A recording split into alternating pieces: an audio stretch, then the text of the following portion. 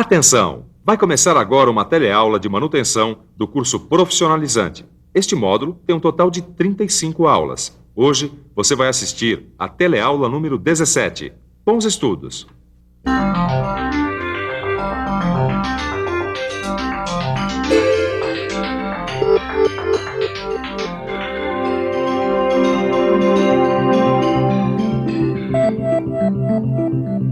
Nas últimas teleaulas você viu como desmontar e montar conjuntos mecânicos.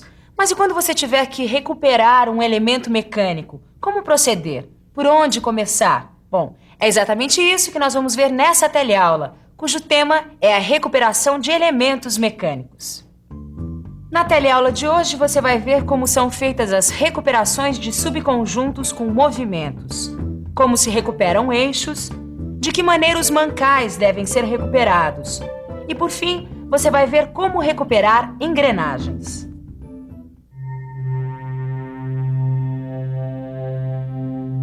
Sempre que você se deparar com uma máquina ou um equipamento que esteja precisando de manutenção, a primeira coisa que você deve fazer é considerar as solicitações mecânicas atuantes. Bom, por que isso? Ora, porque os desgastes, as deformações e mesmo as trincas podem ser causadas por elas, por essas solicitações mecânicas atuantes. Por isso, em algumas situações, pode ser que nem seja preciso corrigir a falha. Isso, claro, desde que essa falha não esteja comprometendo o conjunto em seu funcionamento. Isso você vai encontrar muito quando mexer com equipamentos mais antigos, cujas estruturas eram construídas para suportar erros e omissões de projeto. Mas e quando isso não ocorrer? Quando você tiver que efetivamente recuperar alguma peça? No caso dos subconjuntos com movimentos, como proceder? Existem dois aspectos que você deve considerar sempre que for recuperar subconjuntos que possuam movimentos: a resistência estática e as condições dinâmicas do conjunto. Com relação às solicitações dinâmicas, você deve observar as seguintes características: a resistência às vibrações, o desbalanceamento, os desgastes provocados pelo atrito. Mas isso não é tudo. Você também não pode esquecer dos tratamentos térmicos, da geometria das peças, do acabamento superficial, da exatidão dimensional nas regiões onde os componentes vão estar em movimento. Mas vamos ver isso tudo mais de perto, começando por analisar a recuperação de eixos. Eu acabei de chegar nessa fábrica e olha só o que eu encontrei. Um eixo que precisa ser recuperado. O que fazer diante de uma situação dessas? Ô, Tadeu, por favor, que procedimento eu devo usar na recuperação dos eixos? Bom, para começo de conversa, a gente precisa definir alguns parâmetros. Como assim? A gente precisa analisar as condições de trabalho de um eixo, conhecê-lo melhor, saber quantas rotações por minuto ele executa, as condições ambientais em que ele opera, se a lubrificação é eficiente e o tipo de pressão que ele exerce ou suporta. Tá, e agora? E agora que a gente já tem todas essas características e solicitações de trabalho, é preciso definir qual o tipo de material que vai ser utilizado e qual o processo de recuperação que vai ser usado. E de quantas maneiras é possível resolver o problema que um eixo danificado pode causar? De duas. Ou você constrói um eixo novo ou reconstitui o que está danificado. Se você for construir um eixo novo, ele deve ser usinado com sobremetal suficiente para permitir uma retificação das dimensões desejadas. E se for o caso de reconstituir o eixo? Aí você tem duas opções: por soldagem ou deposição metálica. Ô Tito, você sabe que eu preciso recuperar esse eixo por soldagem, né? Agora, como é que eu faço isso, hein? Olha, Caio, eu gostaria de entender um pouco mais desse assunto para poder resolver o seu problema, viu? Já sei. Vamos pedir uma ajuda pro mestre Paulo, né? Ó o mestre Paulo aqui. Opa! Mestre Paulo, você podia ajudar a gente aqui um pouquinho? Claro, ajudar os amigos é comigo mesmo. Qual é o problema aí? É o seguinte, eu preciso recuperar esse eixo por soldagem. Como é que eu faço isso? Mas isso não tem segredo. Para recuperar um eixo por soldagem, a gente passa basicamente por 3 partes: preparar o eixo, escolher o material de adição e fazer a soldagem propriamente dita. Tá bom. Mas e a preparação do eixo? Como é que é isso? Eu acho melhor a gente ver isso de perto.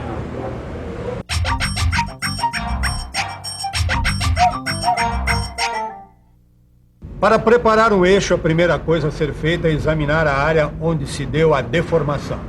Depois, devemos eliminar o material fatigado e verificar se há trincas remanescentes. E, por fim, fazer a usinagem para preparar as juntas, cujas dimensões devem estar enquadradas de acordo com os dados disponíveis em tabelas. Dessas tabelas aqui, é isso, mestre Paulo? Perfeitamente. Tá bom, e agora? Agora a gente tem que escolher o material de adição, que deve ser de elevada resistência mecânica. Tudo bem, mas qual é o processo de soldagem que a gente vai usar? O processo de soldagem mais eficiente é o elétrico, com eletrodos revestidos. Tá bom, e como é que se faz isso? Muito bem, eu vou explicar. Para soldar eixos, você deve proceder da seguinte forma.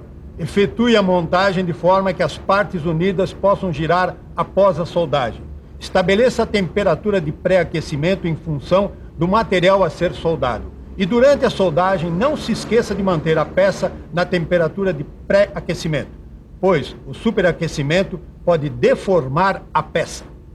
Por exemplo, se um eixo estiver deformado por ter sido soldado a uma temperatura muito elevada, não tente endireitar a peça numa prensa, porque se isso for feito, a estrutura da peça estará comprometida, gerando consequências imprevisíveis. Mas como evitar esse tipo de deformação? Bastante simples. Basta efetuar a soldagem por etapas e sempre numa sequência adequada. Além disso, deixe sempre a solda esfriar lentamente, o que vai evitar choques térmicos. Mas a soldagem não é o único meio que temos de recuperar eixos. Eixos desgastados pelo trabalho, como esse aqui, podem ser recuperados pelo processo de deposição metálica. É um processo que pode ser feito a quente ou por via eletrolítica. Mas independente do processo escolhido, o que é importante é que as superfícies a serem recuperadas estejam adequadamente preparadas, ou seja, a cilindricidade e o acabamento dos eixos deve estar compatível com o processo de deposição metálica que vai ser realizado. No caso de deposição de cromo duro por eletrólise, deve-se retificar a superfície a ser recuperada. Isso para que a película de cromo se deposite de modo regular e uniforme, e não se rompa quando solicitada por pressões elevadas. Além disso, você também não deve utilizar uma película de cromo duro muito fina, evitando assim que ela venha a descamar quando a peça entrar em serviço. Para obter uma película de boa espessura, é necessário fazer um rebaixamento prévio na superfície que vai ser recuperada. Além dos eixos, que você acabou de ver como devem ser recuperados, existe um outro elemento mecânico muito importante que tem particularidades em relação à sua recuperação. É o mancal de rolamento. De cara, eu já vou adiantando uma coisa. A etapa mais importante na recuperação de um mancal de rolamento é a preparação das superfícies. É fundamental que as superfícies estejam compatíveis com as especificações dimensionais dos fabricantes, incluindo as rugosidades especificadas. Ô Tadeu, como é que a gente faz a recuperação dos mancais de deslizamento? Como você sabe, existem vários tipos de mancais de deslizamento, como esse aqui, ó. E alguns deles apresentam uma película de material anti-fricção, que a gente chama de casquilho. De uma maneira geral, a recuperação de mancais de deslizamento exige pequenos ajustes, como o rasqueteamento. Tá, mas e no caso desse mancal de material de alta resistência, o que fazer? Bem, nesses casos devem ser utilizadas buchas substituíveis, como essa aqui, com canal de lubrificação. Nesses casos, a recuperação consiste em substituir elementos deteriorados por outros mais novos.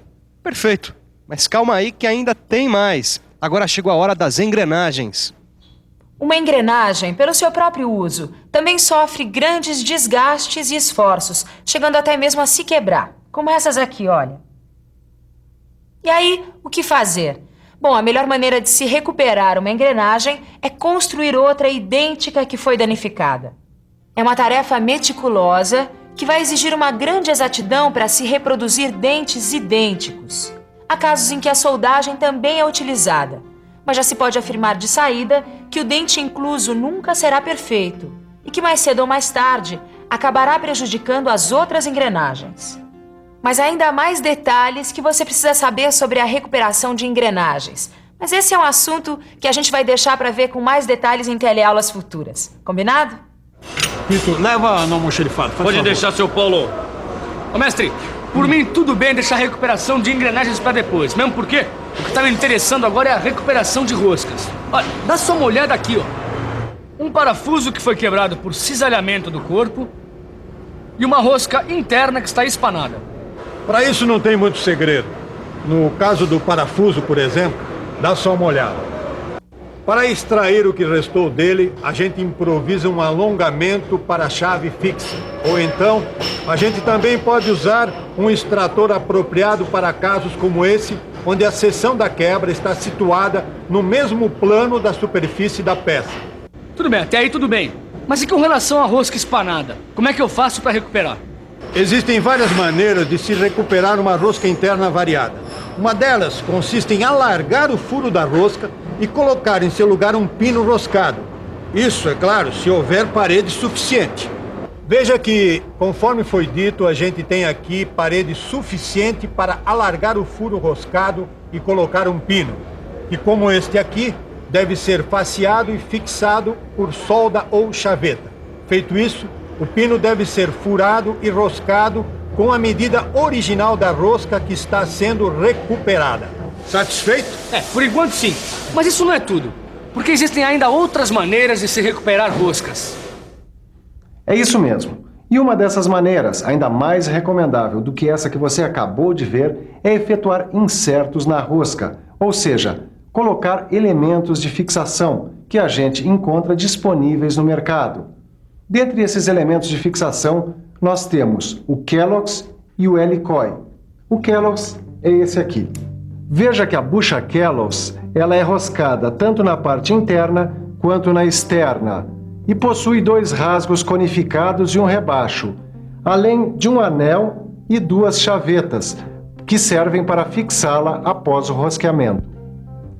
Mas além do Kellogg's, a gente encontra o inserto do tipo Helicoi, que é uma espiral de arame de alta resistência com essa forma romboidal. O uso do Helicoi também não tem segredos. Só que neste caso, é preciso repassar o furo danificado com outra broca e rosqueá-lo com um macho fornecido pela própria Helicoi. Depois disso, é só rosquear o inserto com uma ferramenta especial. Repare como o aumento do diâmetro do material de base é mínimo. Então, viu como a recuperação de elementos mecânicos não é nenhum bicho de 7 cabeças? Mas para deixar tudo isso mais claro, que tal a gente dar uma boa revisada em tudo que aprendemos hoje? E atenção, se liga aí que é hora da revisão. Na teleaula de hoje, você viu como são feitas as recuperações de subconjuntos com movimentos.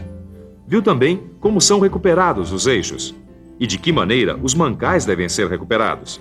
Por fim, você viu como recuperar engrenagens. Como você viu, a recuperação de elementos mecânicos foi o tema dessa teleaula. Mas a gente não vai ficar só por aqui, não, hein? Na próxima teleaula, a gente ainda volta a esse tema. Conto com você, hein? Até lá!